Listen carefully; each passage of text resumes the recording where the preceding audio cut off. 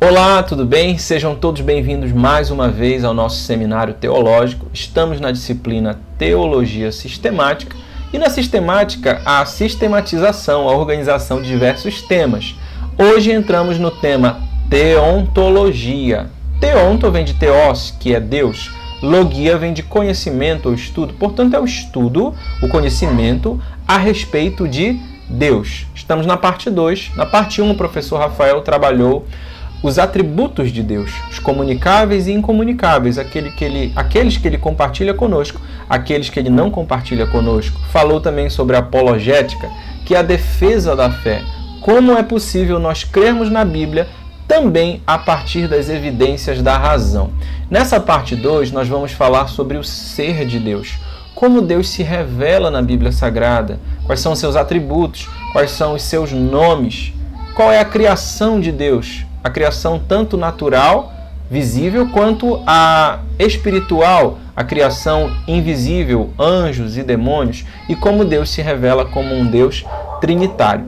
E para iniciarmos essa parte da sistemática, da teontologia, vamos iniciar com Trindade, a doutrina da Trindade, Deus em 3 pessoas. Essa é uma das doutrinas mais importantes do cristianismo. Existem questões que são secundárias, aos quais é possível nós termos comunhão com os irmãos que não concordam conosco a partir dessas questões. Mas existem questões que são pilares. Eu vou te dar um exemplo de algo secundário, não que não seja importante, mas que não fere nenhum dos princípios fundamentais do cristianismo. Por exemplo, o continuismo e o cessacionismo. Alguns irmãos, como presbiterianos, são cessacionistas. Não todos, mas alguns. Creem que os dons cessaram na época dos apóstolos. Tudo bem, continuam confessando Jesus Cristo como único e suficiente Salvador e creem nos pilares.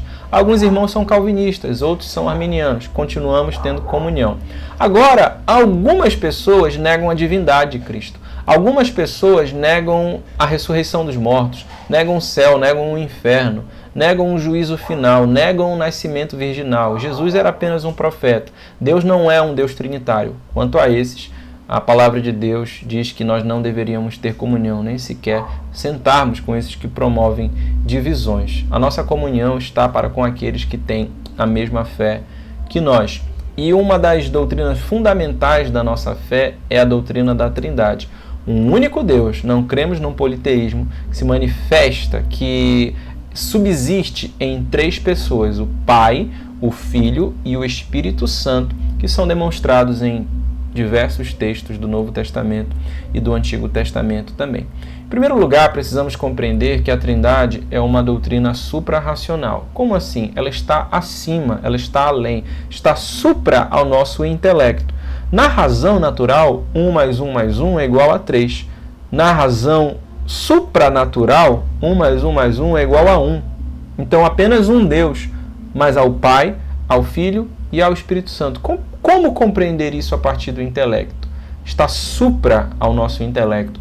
Questões como essa são comuns também em outras doutrinas. Por exemplo, a divindade de Cristo e a sua humanidade. Não temos problema em assumir isso, mas nós não compreendemos como Jesus, sendo um homem, nasceu da Virgem Maria, era um bebê, que estava sendo sustentado, alimentado pela sua mãe, mas ao mesmo tempo estava sustentando todas as coisas com o seu poder, com a sua palavra.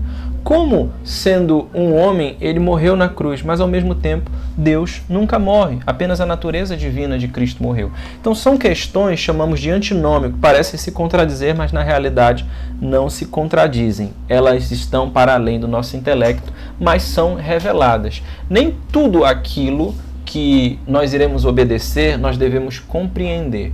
Mas existem coisas, doutrinas, revelações bíblicas em que a Bíblia nos apresenta e nos demonstra como verdades escriturísticas, mas que não necessariamente nós vamos compreender a partir da razão. Se todas as questões de fé forem compreendidas a partir da razão, então para que fé?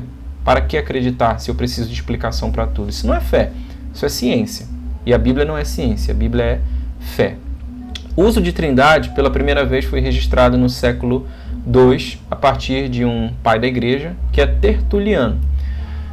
Perkoff vai dizer que é um mistério que transcende a compreensão humana, não é mencionada nominalmente, mas conceitualmente. Como assim? Você não vai encontrar a palavra trindade na Escritura, mas você vai encontrar o conceito. Você não vai encontrar a palavra milênio na Escritura, mas você vai encontrar o conceito. O que é teologia? Teologia, gente, é observar os dados que a Escritura Sagrada nos dão e organizar esses dados a partir de sistemas lógicos e compreensíveis. Então, a Bíblia fala do Pai, do Filho e do Espírito Santo, apesar de não usar o nome Trindade.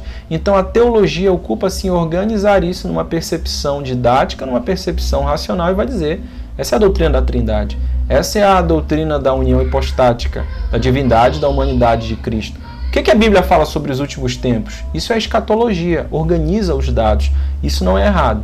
Deus nos deu a razão para nós compreendermos as verdades bíblicas. Lembra que a Bíblia também foi escrita a partir de uma natureza humana. Homens escreveram, e eu preciso estudar, compreender com a minha razão o que esses homens quiseram dizer, para assim eu poder internalizar isso na minha mente e depois no meu coração.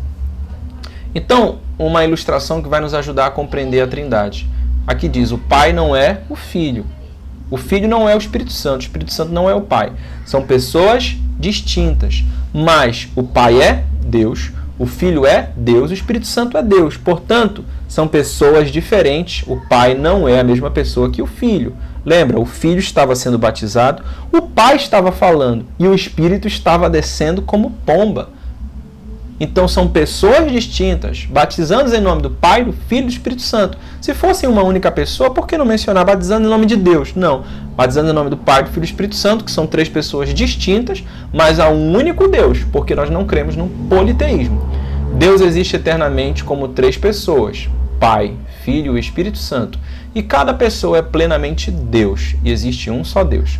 Quais são as três verdades fundamentais? Eu quero bater nisso com você, eu quero repetir isso com você, eu quero que você entenda isso exaustivamente para você nunca esquecer o que é a Trindade. As três verdades fundamentais da Trindade. Há um só Deus.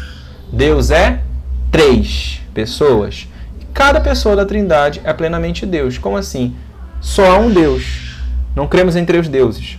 Deus é três. Ele é o Pai, Ele é o Filho e é o Espírito Santo. Um único Deus. E cada pessoa da Trindade, o Pai é Deus, o Filho é Deus, o Espírito Santo é Deus. É dotado da divindade. Cada pessoa da Trindade é plenamente Deus. Vamos observar a partir do texto bíblico cada uma dessas questões. Há um só Deus. Deuteronômio 6, 4. Shema Israel. Ouve, ó Israel, o Senhor nosso Deus é um. Ou o Senhor nosso Deus é o único Senhor. Não há outro Deus. Não cremos num politeísmo. Cremos num monoteísmo. Só há um Senhor. Só há um Deus. Há outros textos aqui, como Isaías 45, 5. Quero que você abra comigo, por favor. Isaías 45, 5.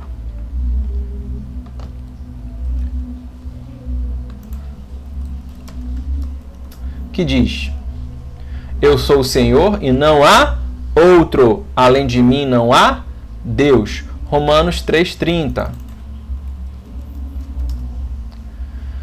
Porque há um só Deus. Então não há vários deuses. Há um só Deus. E ao mesmo tempo Deus é três pessoas. Mateus 28,19 vai dizer: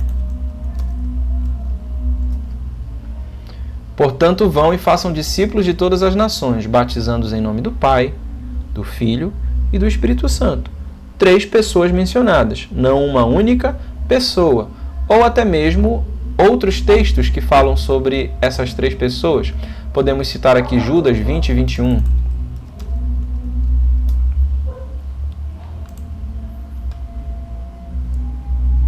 Judas 20. Mas vós, amados, edificando-vos a vós mesmos sobre a vossa santíssima fé, orando no Espírito Santo,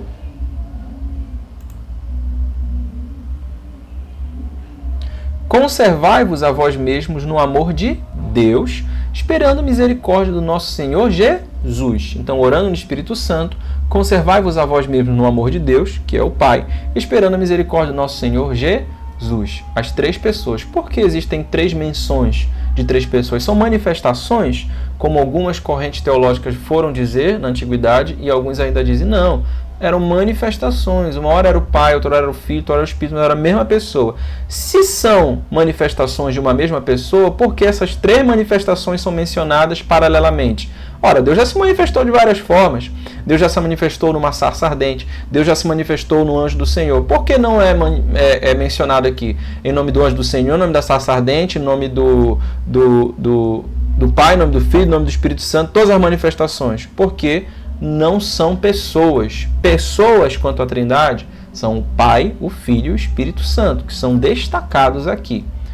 Podemos mencionar também 1 Pedro 1:2. Veja comigo. 1 Pedro 1:2.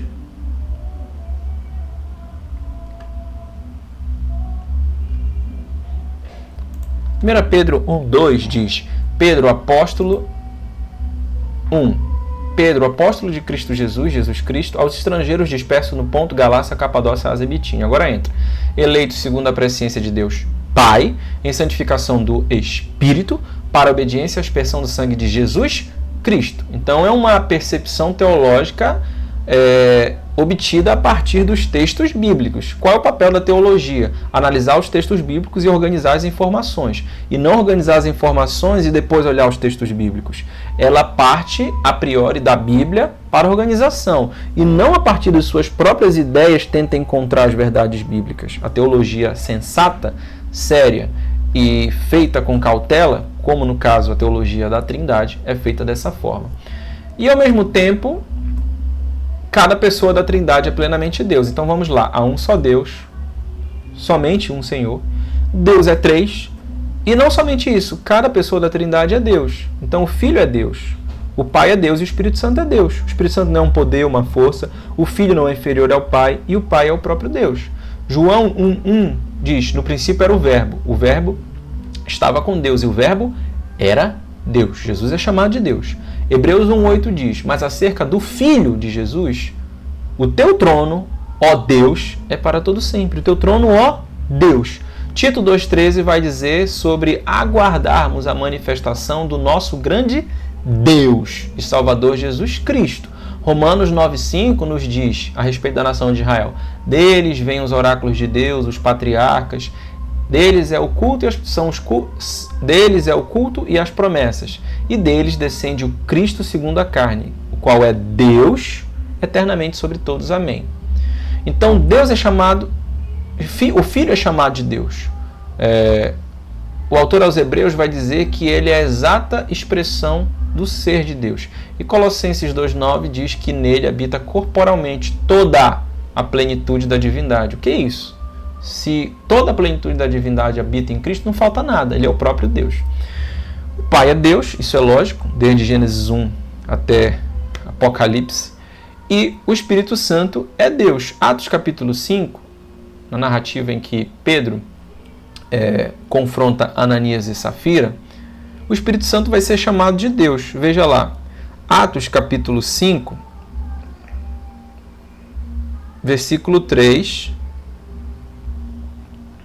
Então Pedro disse, Ananias, por que você permitiu que Satanás enchesse o seu coração para que você mentisse ao Espírito Santo, retendo parte do valor do campo?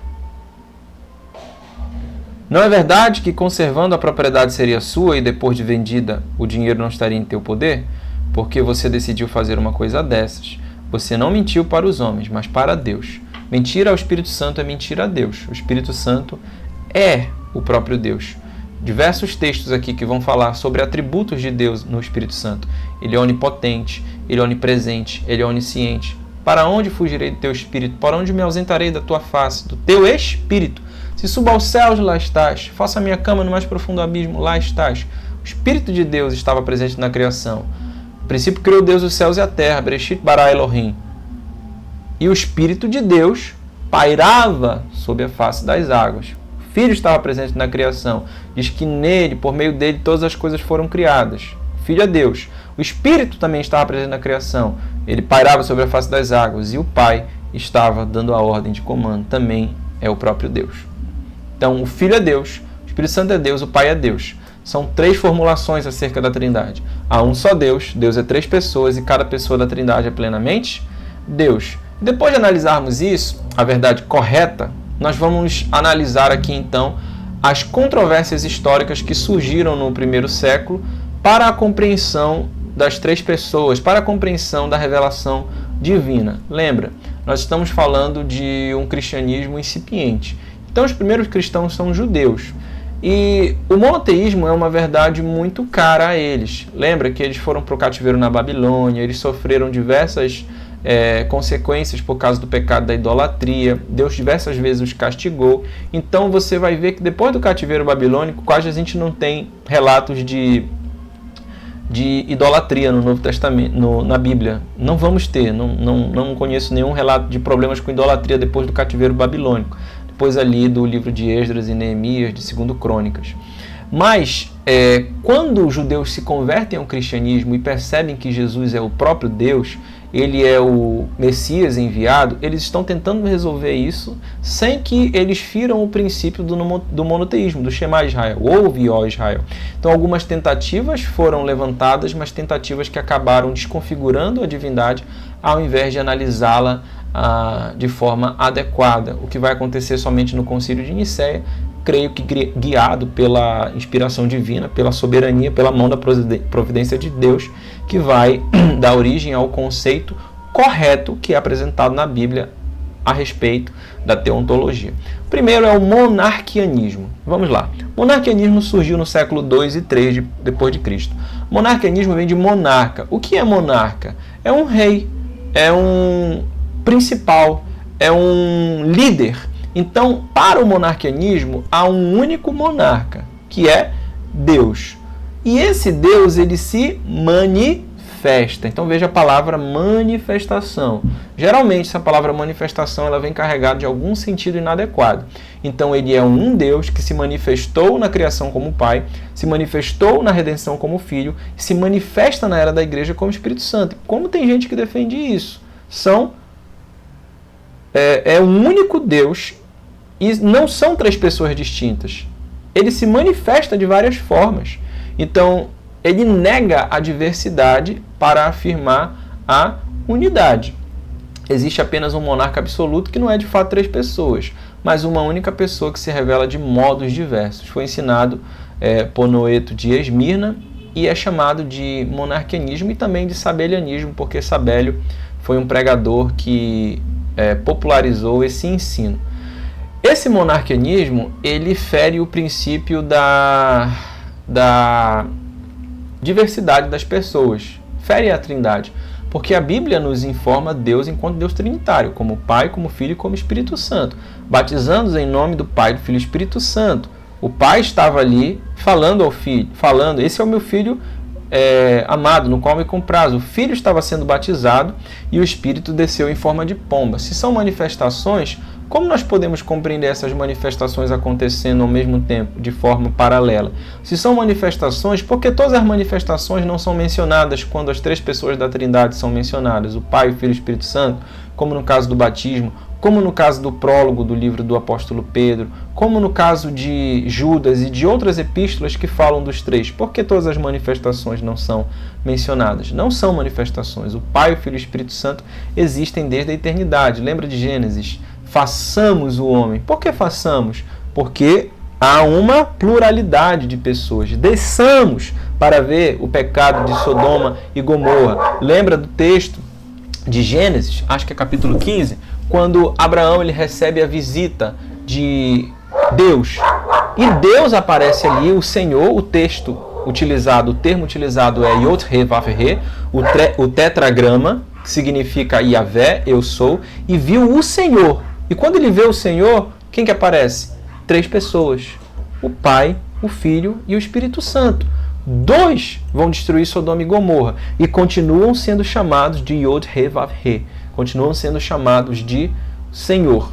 E um permanece ali com Abraão e é chamado de Yod-He-Vav-He. Provavelmente uma pré-manifestação ali, é interpretado assim por muitos como uma pré-manifestação da Trindade, uma pré-existência do Filho ali de forma terrena e do Espírito Santo. Então, o monarquianismo foi considerado como heresia, mas ele foi difundido nos primeiros séculos do cristianismo. O unicismo é o filho do monarquianismo. O que o unicismo diz? Há um só Deus também, mas esse Deus é Jesus. Jesus é o Pai, Jesus é o Filho e Jesus é o Espírito Santo. Inclusive, quem morreu na cruz foi o Espírito Santo, porque era o Espírito Santo que estava se manifestando ali. Essa heresia, ela vem como advinda do monarquianismo e nega a Trindade. Algumas igrejas defendem essa heresia, como a Pentecostal Unida do Brasil, Igreja Voz da Verdade e outros. Então é uma forma de modalismo que Jesus totaliza toda a divindade, mas se manifesta de forma diferente. Por isso que essa palavra manifestação deve ser tida com muito zelo e cautela.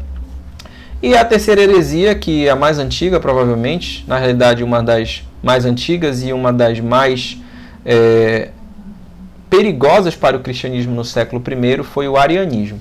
O arianismo foi o ensino do presbítero Ário. Ário, ele era presbítero de Alexandria e ele ensinava que Jesus até era Deus, só que ele era inferior ao Pai, um Deus menor. Ele foi criado em algum momento do tempo, em algum momento da história, pelo Pai, e por ter sido criado, ele não era da mesma essência que o Pai. Para usar o termo técnico, da mesma ousia, da mesma substância, ele era inferior ao Pai.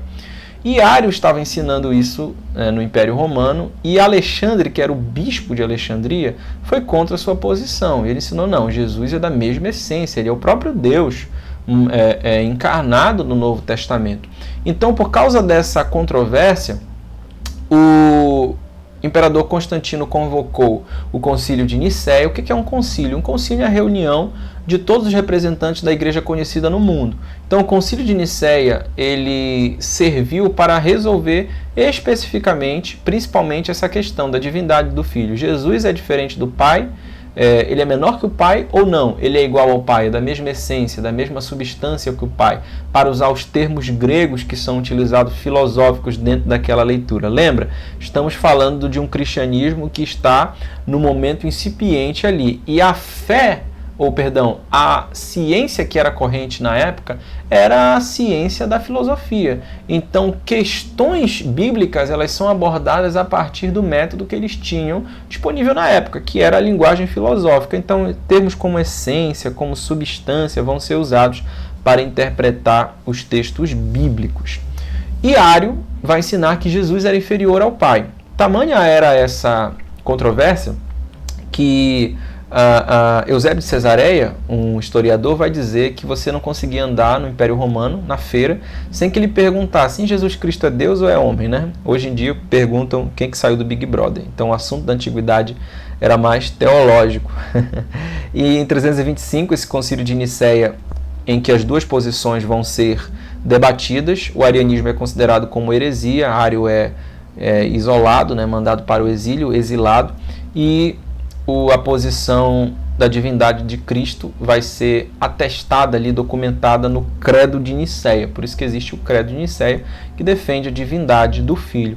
E é o berço, é a semente, é o início da formulação da doutrina da Trindade. Então, quando a Trindade começa a ser formulada na história da Igreja? No Concílio de Nicéia. Por isso é muito importante entender o que foi o arianismo. Por causa de um erro, ocorreu o Concílio de Nicéia, e no Concílio de Nicéia foi afirmada, a partir da leitura bíblica, que Jesus Cristo é Deus, sim, como o Pai, e eles são pessoas diferentes, e a partir daí começou a se desenvolver a percepção da Trindade, que já era uma verdade bíblica, mas ainda não havia sido organizada teologicamente. Subordinacionismo é uma terceira heresia que era muito semelhante ao arianismo, né? Ela foi ensinada por Orígenes de Alexandria, apesar de ser um exímio exegeta, ele tinha alguns problemas interpretativos, então ele dizia que o Filho é Deus, mas é inferior e subordinado ao Pai. É praticamente igual à questão do arianismo, também foi considerado como heresia, e a última, que é moderna, é o unitarismo. Por que o unitarismo? Ele defende a unidade, mais uma vez, em detrimento da pluralidade. Então, há um só Deus. Esse Deus é o Pai. O Filho é uma criação e o Espírito Santo é uma força ativa do Pai. Então eles não creem na divindade nem do Filho e nem do Espírito Santo. E é por isso que nós não podemos ter comunhão com pessoas que têm uma fé quanto aos pilares diferentes da nossa. E quando eu digo comunhão, eu não digo que você não deve amar, que você deve odiar, que você não deve evangelizar e conversar com essa pessoa, mas nós não professamos a mesma fé. São religiões diferentes. Uma religião que não professa a divindade de Jesus Cristo, do Pai, do Filho e do Espírito Santo, que não professa a Trindade. Nós cremos em um Deus trinitário. Então, qual que é o conceito do credo de Nicéia? Qual que é a confissão que resultou a reunião de Nicéia? Vamos ler e a partir do que nós falamos agora fica um pouco mais compreensível a leitura. Eu sei que são termos filosóficos, mas lembra, eles estão lendo a Bíblia Sagrada a partir dos recursos que eles tinham na época. E a filosofia era um meio de compreender as verdades bíblicas. E não está errado, porque vem da razão. Deus nos deu inteligência. É um atributo comunicável de Deus. Por que nós somos feitos à imagem e semelhança de Deus? Porque nós também pensamos, porque temos razão. Um animal não tem a razão como nós temos. E a razão, o que é? A razão é uma forma de nós compreendermos o texto bíblico.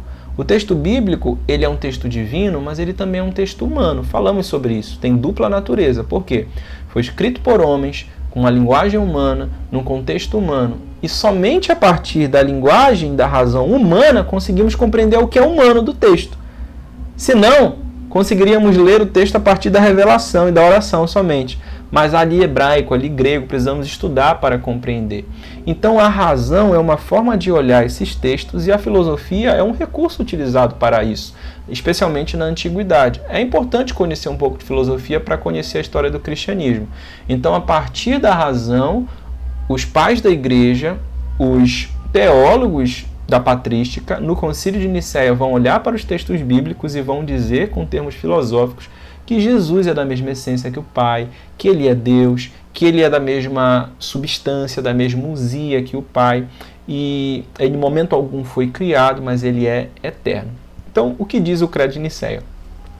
Nós cremos em um Deus, o Pai Todo-Poderoso, Criador de todas as coisas, visíveis e invisíveis, e um Senhor, Jesus Cristo, o Filho de Deus, o unigênito do Pai, da substância. O que é isso? Essência, igual ao Pai. Deus de Deus, luz de luz, para que não hajam dúvidas. Verdadeiro Deus de verdadeiro Deus, gerado, não criado, sendo de uma só substância, homoousia, consubstancial com o Pai, pelo qual todas as coisas foram feitas, tanto no céu quanto na terra, o qual por nós homens e por nossa salvação desceu dos céus, encarnou e foi feito homem. Sofreu e no terceiro dia levantou-se novamente, ascendendo aos céus, e voltará novamente para julgar os vivos e mortos.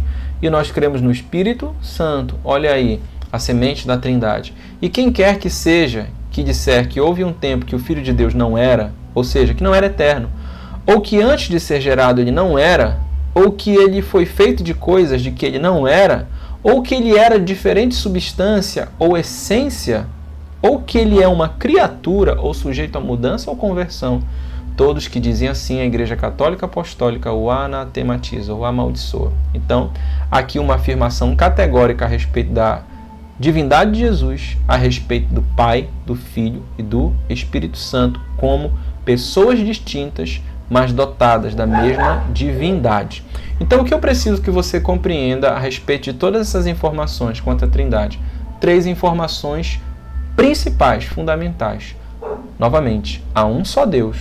Deus é 3 pessoas e cada pessoa da Trindade é plenamente Deus. Quanto às informações históricas sobre as heresias, os termos filosóficos e técnicos, nós apresentamos a você porque faz parte da disciplina, mas isso provavelmente não vai cair em prova. Preciso que você estude os 3 conceitos fundamentais e caso haja interesse, no seu saber, na sua pesquisa, você pode usar esse material e materiais paralelos para pesquisar mais a respeito da história da Igreja e da história do cristianismo. Muito obrigado. Até a nossa próxima aula, que nós vamos falar a respeito dos nomes de Deus. Até mais.